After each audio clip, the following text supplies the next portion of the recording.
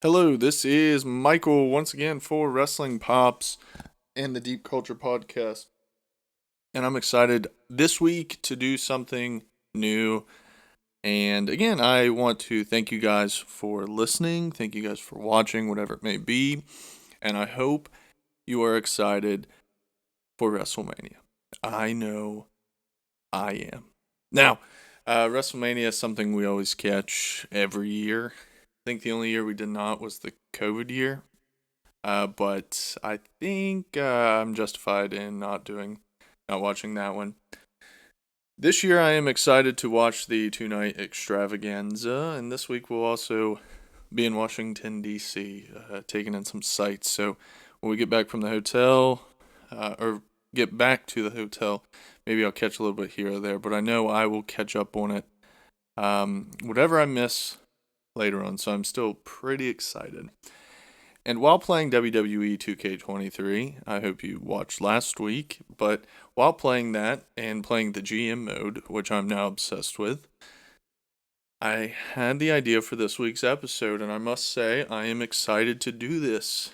It's something that a lot of people do, a lot of people talk about dream matches in wrestling, and this week I thought no better time to do an episode booking a dream WrestleMania. So this week, booking a Mania, a dream WrestleMania. So let me start off with the rules and let me tell you how this is going to work. First off, there will be 10 matches. I'm not going to do the whole night one, night two thing. I don't have the time to do that, and I'm just not going to do that. I'm just going to 10 matches. Here you go. Dream matches that are for current wrestlers. So when I say dream matches, Bret Hart versus, I don't know, Sting. Like, cool. Like, it's probably been done before, but Bret Hart hasn't wrestled in a long time. The rule kind of I went by here is has to wrestle or will have wrestled more than once in the past year. And you'll kind of see what I mean by that as I go forward. The other rule I have going along with this, as I'm booking a WrestleMania when I start this, gimmick matches. So, didn't really talk about like hardcore stipulations, cage, cell, whatever. What I mean by gimmick matches is like no more than one triple threat, excuse me. No more than one 5-man tag or woman tag, whichever it may be. It can only be one of those. The only ones that you could do multiple times would be singles or a regular tag match. So, moving on with the list, that is kind of the stipulation I had with this. And again, WrestleMania, anything can happen. And when I say any current wrestlers, going back to who I kind of, again, a dream match, anything could happen. Anybody could show up anywhere. And this includes every wrestler from every promotion. One's, again, my personal dream matches or things that I think would be cool moving forward. So when you're listening or watching, again, just keep in mind, you might have different ideas. That is cool. Let me hear them in the comments. Well, do you think you agree with some of these? Are some of these just terrible? Like, you never watch this. I'd bet you'd watch this, but let me know in the comments what you think, if you agree, or if there's any changes you would have, or whatever it may be. So, starting off this week's Wrestling Pops, when booking a WrestleMania, the opener, I think the opener you need to have like a quick, hard-hitting match.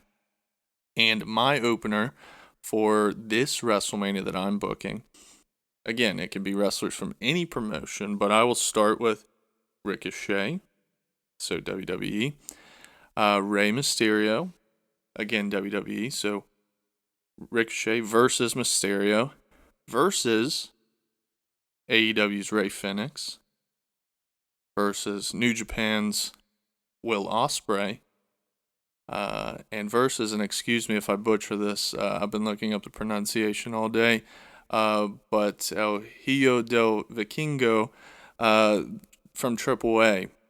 Now, let me talk about this 5-way match that's going to start off. First off, it's a high flyer, definite off the top rope type of match. And originally, I just had the three. I had Mysterio, Phoenix, and Ricochet. Those were the three I kind of started with. But then moving on, uh, as I got into thinking about this, just those three, I thought about the Ricochet Osprey match and how amazing that was. And even though Osprey's kind of bulked up since then, he's a little more grounded. I don't want to say a little more grounded, but I think that would play nicely. His style would play nicely into the other four guys in this 5-way match. I don't know if it's a fatal 5-way match, but and then also, so I had four, and then Vikingo's match with Omega this week. That guy did some of the most ridiculous. I don't know how his head did not hit the apron there. Like that was, oh my gosh, that table spot was absolutely ridiculous. But just imagine all five of those guys coming out to WrestleMania, doing their entire arsenal of moves. No limit really to the heights, pun intended, that that they can reach. And I mean, like even like I think it has like a historical value too. Like Mysterio, right? He's still like I think the best known high flyer cruiserweight in that list, and definitely maybe of all time. I would definitely have him up there as number one. But like you have almost like the elder, and then you have the new wave guys, and I think that's a cool dynamic there. So with the 5-ways, I didn't really with these matches, I should say, I didn't really come up with a winner for every single match. But I think in this match, out of those five, I think Mysterio would end up winning. Again, if it's a WrestleMania, you'd have to think the WWE guy was going to win. But I think out of this, just kind of, again, you have the new guys, and then it's like, well, Mysterio's going to get that one, so give it to the legend there. But that match, if that was a real thing, that would blow your mind. That would blow my mind for sure.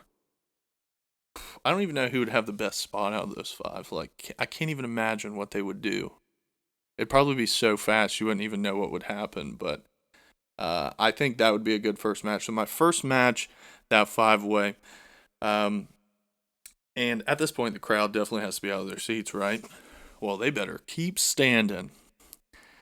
Because the next match, and I did kind of think of an order, I will say, with these 10 matches. Again, with the first match, having the flyers, the high flyers, go first, get people out of their seats, obviously. Listening to Jericho, Talk is Jericho, shout out. Not that he needs one, but listening to Talk is Jericho, he always talks about like the Owens storyline that he had, where they went in to be the second match, and he took that to be a huge dishonor, especially for the story that they had that year. And I can understand that. I'm not a wrestler, so I don't completely understand, but I also understand the point he's trying to make. This match, I didn't really take that into consideration, so it's not like, again, I thought somewhat about the order, but as you move forward, there might be some matches that if this was actually a thing, it would be flip-flop. So again, get over it. It's a fantasy booking of WrestleMania, but this next match, thinking about what it would be, and again, I stated the rules, has to wrestle more than once, and technically by this weekend, John Cena will have wrestled more than once this year. The second match would be a singles match, WWE's John Cena versus New Japan's Okada. There were a lot of different ways I thought about going with Cena and Okada, but I think when you look down to it, I remember someone explaining Okada to me, one of my wrestling buddies. They were explaining, I was like, okay, so Okada, like, kind of putting terms, like, who is he? And the comparison my friend always made was, well, he's like Japan's John Cena. Now, the style is not completely the same, but I get the sentiment. Like, he's just a legend and very marketable. So Cena Okada, just one of those kind of unheard of things. Um, Obviously, some of the guys in like AEW have wrestled Okada, so it's not as big a deal. Um, with those guys anyway.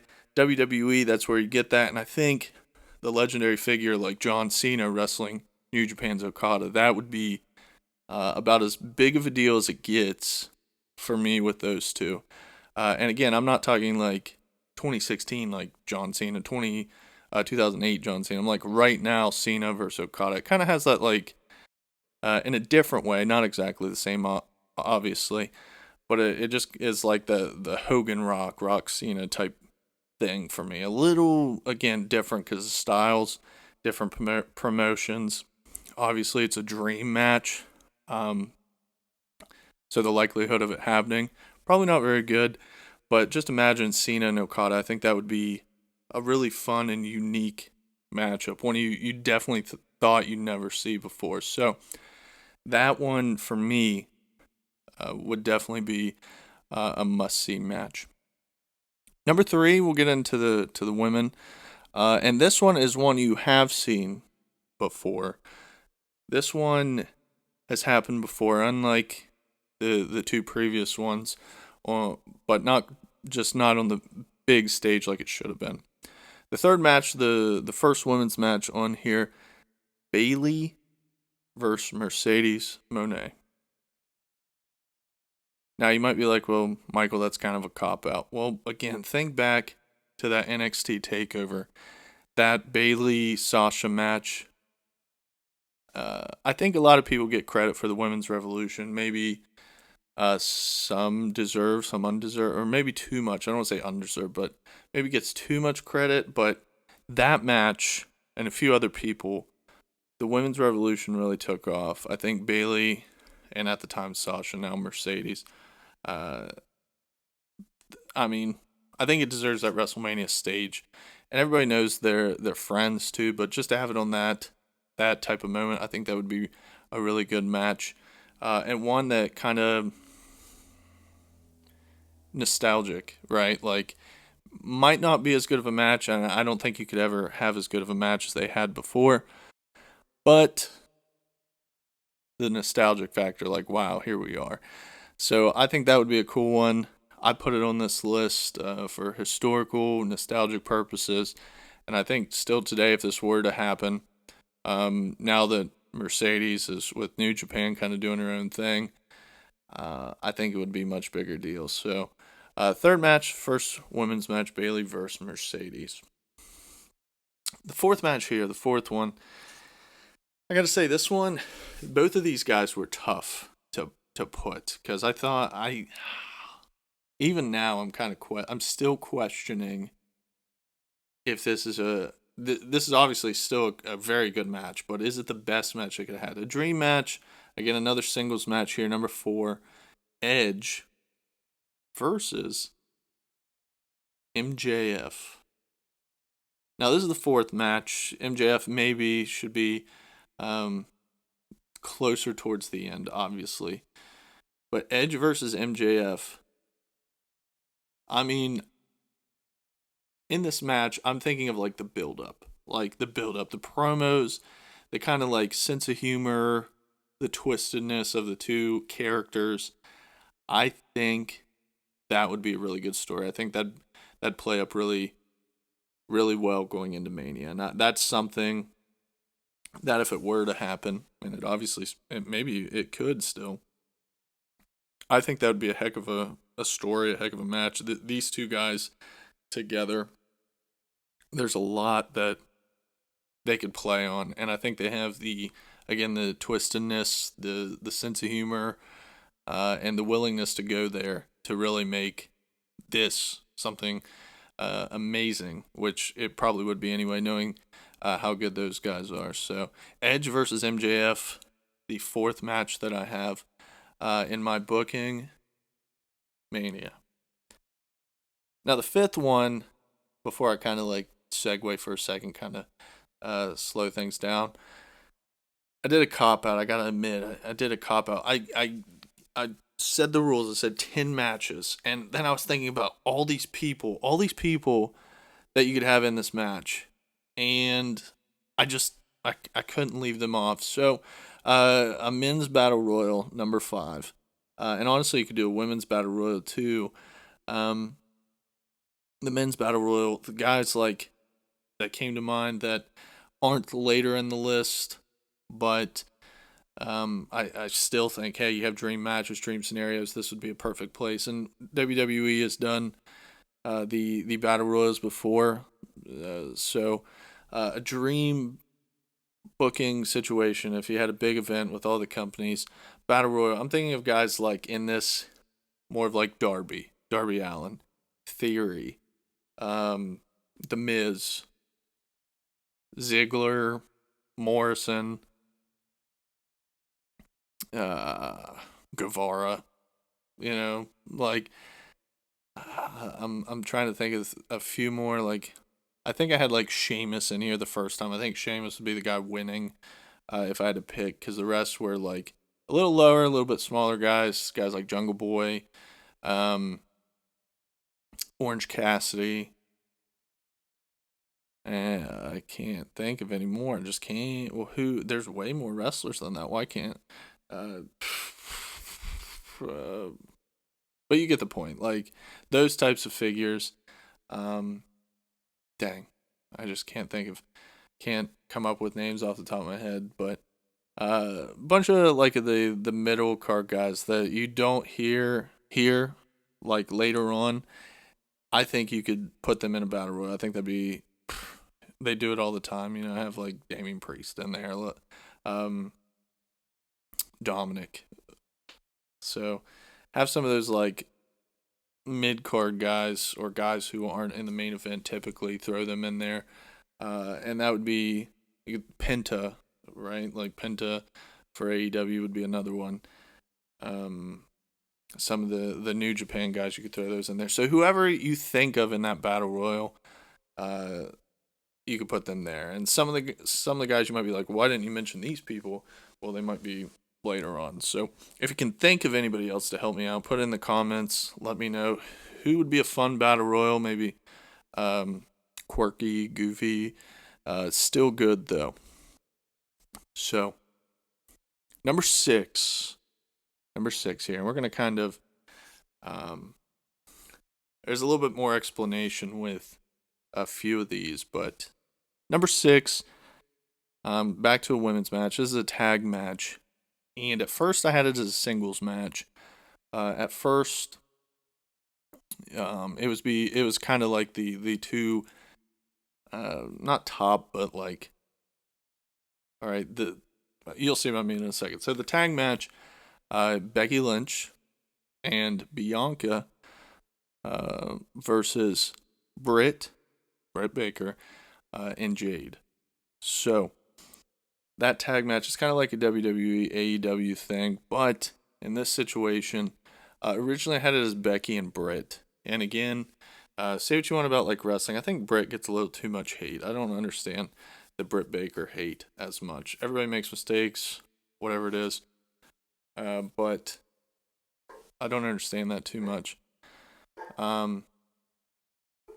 Britt and Jade, I added as a tag because again, needed to have, I think, two of the other, like Bianca. Bianca's phenomenal wrestler. She's been champion for almost a year, if not a year already. She won at Mania. And then even Jade in AEW, which hasn't had many matches, but like the star power is there. And again, it just kind of plays up that WWE AEW thing. And I think, again, with these four, it's not just ability in the ring or look, it's the promo. Like I mentioned with Edge and MJF, the promo there, the star factor. I think with these four, for me, I would like to see that match. I think that'd be a really good match. And there's many others you could throw in there, like again, if you took out like Becky and put in Charlotte, or if you took out Bianca and put in Rhea Ripley, one of those names. AEW, you can't really do that as much. I think the top two, star power wise, I think are Britt and Jade, but still, I think that would be a cool dynamic. I think it'd be a fun match. I think in this situation, again, I haven't really picked winners so far, like too much. But I think in this situation, it would be probably Becky and Bianca winning. Um, that's who I'd pick to win that match, obviously. But if I was actually booking it, but I think that would be a fun matchup. That'd be a nice dynamic. Again, the promos leading up to it be very, very good. And if you have any other suggestions on that, like again, there's so many other people I think you could put in that spot. But again, dream match for me personally. Those four, I wanted to include those four. So four left. Speaking of four left here. Number seven. And this is another situation where I had this match changed multiple times. Actually, these last few of many different ways. Four-way here. Brock Lesnar. I mean, you gotta have Lesnar, I guess. Right? Like he's literally WWE keeps calling him. You have to have him in there. Some other guys though versus Joe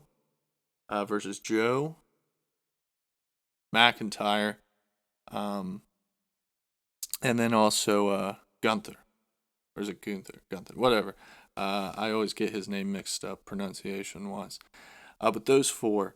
I originally had Sheamus on here too, but kind of already doing that with the three-way with some of these guys.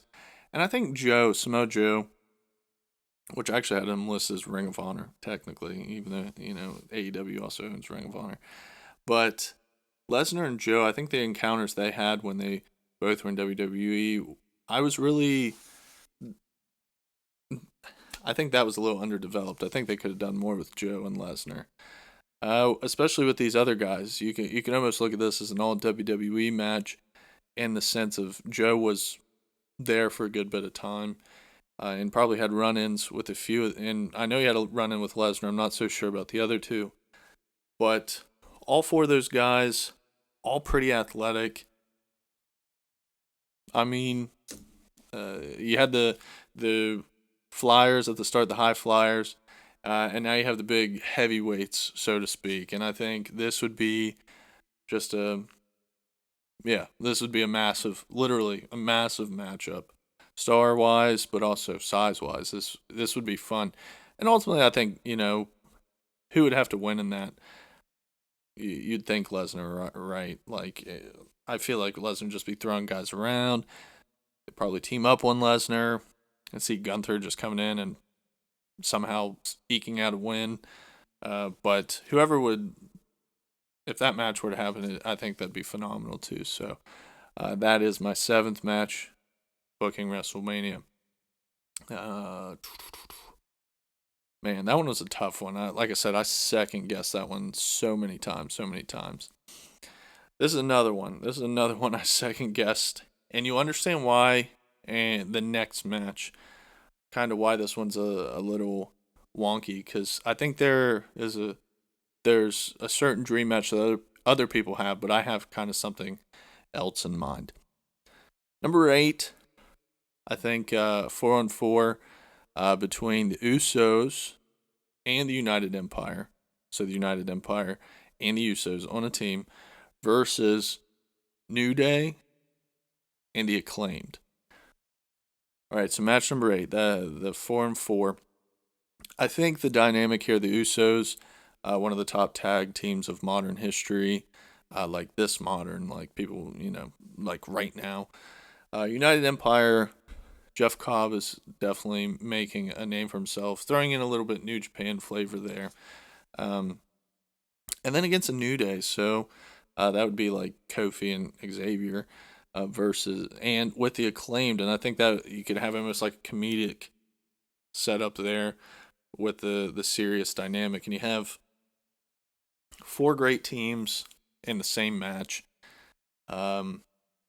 Again, I think this would just be fun to see. Like, wow, like I never thought this would happen.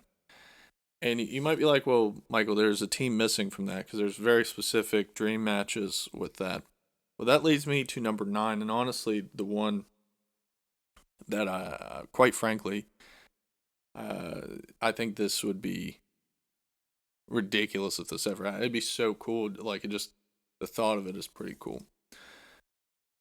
Now, number 9.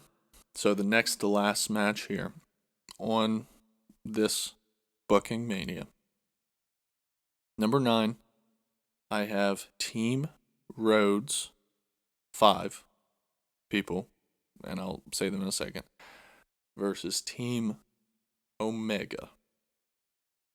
Let me backtrack here. So a little bit of story into this one. One of the biggest stories, and I must say, like, I fell out of wrestling for a little bit, and one of the biggest stories that brought me in was the Bullet Club, which I would say a lot of people could say the same thing. Now, it wasn't the original Bullet Club that I was a fan of, was the AJ Styles version of that. I was a huge previous episode, Throw Down for the Pound, going to watch AJ Styles in Marietta, Ohio, and was blown away. I knew him from Impact. Never really watched Impact, but I knew he was really good. I knew he was special. Instantly was a fan. Started following him with Bullet Club. Comes back to Marietta. This time he's with the Young Bucks. Again, blown away. And from there, I was hooked into wrestling again. Now, I gotta say, when Omega actually turned on Styles, when he actually turned on Styles and became the leader, I was ticked, like, to the point where I was like, oh my gosh, like, that's lame. Like, wrestling doesn't do that to me too much, anymore. But at that moment, I felt like goosebumps. I was like, that was pretty cool, but I was also like, what the heck? He's not in Bullet Club anymore. Then he showed up in WWE. He's a legend. He's doing amazing. And weirdly is not on this list, which I'm now noticing. The AJ Styles isn't on here. And again, this is why it's so tough. I made myself a limit. Just these names that come to mind. But Team Rhodes versus Team Elite, one of the stories, all that long-winded story, as I continue to follow the Bullet Club, and even though Styles was in WWE, I was like, hey, those Young Bucks and this Omega guy, he's not so bad. One of the stories that really just kept me in and just furthered my fandom was the Bullet Club is Fine story with Cody and Kenny. And I think that dynamic is still really cool. And I think it's something that I wish it would eventually come back to, whether one is in a different company, whatever it may be. But the thought of that, because that whole Bullet Club is Fine story, who's the leader, and then they start AEW, they're friends, we all know that. And then even when AEW, when that like promo happens where Cody just kind of solidifies it, like, hey, we haven't always thought the same things, we haven't always got on the same page, but we're a team, and the connection is still the Young Bucks. But ultimately, Cody is in a different company now. And he's doing great, and I hope he wins this weekend. Honestly, I'm happy either way, whoever wins. Part of me can still see Reigns winning, which either way, happy. They're doing great things, but I still can just, is Bullet Club fine? And I thought of this. I thought of the Team Rhodes versus Team Elite, because even in AEW, again, Cody kind of split off and he does his own thing, and he separated himself from the Elite, and that just got you thinking, like, man, what could be? So let me say Team Rhodes. Team Rhodes would be obviously Cody leading the way, and then because his brother is still wrestling, it would be Dustin Rhodes. So the second person, Dustin Rhodes. And you might be like, Michael, it's a dream match. Well, Dustin is a legend. Gold Dust, right? And obviously, it's got to make sense. His brother right? They had that big matchup as well. And then the rest of the people are people who have different ties, um, with Cody. So, for instance, you have Dustin, you have I put Randy Orton on the list, right? Legacy, again, a dream match. Um, Randy Orton, kind of his mentor. And then now it's, all right, like, I'm in your corner. I thought that was a cool dynamic. I also threw in Cardona. I threw in Matt Cardona, uh, WWE guy, even though he's on the Indies now. The storyline, they were in AEW, they're friends. Even when they were both still in WWE the first time, like, it was pretty noted that they were friends. So they did that storyline before coming to Cody's aid, excuse me. So put Cardona in there, and Cardona's had some big moments as well in WrestleMania, so that would make sense. And then rounding out the team, I put Ricky Starks. Ricky Starks, obviously, um, a friend of Cody's. Kind of, obviously I don't know, but like, it almost seems like has a big impact and a close friendship. So Team Rhodes, and also I'm just booking a Mania here, throwing them in teams, so that would make sense. So Team Rhodes, you have Cody, Dustin, Orton, Cardona, and Starks versus Team Omega, or you can still call it the Elite, I guess, with Kenny, obviously the Young Bucks, and that's why the Young Bucks weren't in that previous match, which it would make sense again, I thought. Crazily, I'm like, man, the Usos, the Bucks, the New Day. But anyway, Omega, the Bucks. Then you have to have Hangman in there. I think Hangman is still obviously a friend of theirs. They're playing it out on TV. That would be a cool sight to see. And then also Adam Cole. So you throw in Adam Cole there. Even though, he was poisoned, but he's back now. So those five that seemingly are close knit groups on both sides. And I'm sure they're all, I'm sure they're all still um, close and friends. But a TV storyline wise, that would be cool to me. Like a Rhodes versus Omega team thing. I also thought about like a Bullet Club, like the two versions of Bullet Club being together. Have Styles and Balor and the Good Brothers, and then you have the others on the other side. But this is what I came up with, and this leads me to my main event. I'm a little long-winded this episode, but the main event, quite simply, I don't think you can understate their impact on wrestling. Overstate their impact. Overstate. Can't over. Yeah, you can't overstate it. Their impact. Excuse me, that was a grammatical error there. But triple threat match: Seth Rollins, Jon Moxley, Roman Reigns. Those three. I don't believe they ever. If they did ever wrestle those three, I don't know if they did, and if so, it definitely wasn't a. This should have main evented a WrestleMania. These three. It should have. It just absolutely should have. I can't believe it never happened. I know one time there was a four-way. It was these three, and then Orton was thrown in. I think that was after WrestleMania 31. I think so. And that was a great match. But again, these three should have main evented. The Shield, an amazing group. They should have been the main event of a WrestleMania. And here it is. My booking Mania, those three guys who are on top of the wrestling world, they would be my main event, those three. I think that would be a huge, huge match. So let me know in the comments what you think. What would you change? What doesn't make sense? What would you not want to watch? What do you think would be a killer match? Whatever it may be, let me know. Let me know in the comments below. And thank you again for watching. I can't understate how overstate. Jeez, I am messing that. I just need to stop. I need to get that out of my vocabulary. I'm excited. I'm excited for WrestleMania. I look forward to it, and I hope you are too. So again, that's all for me. This episode of Wrestling Pops. Let me know in the comments what you think.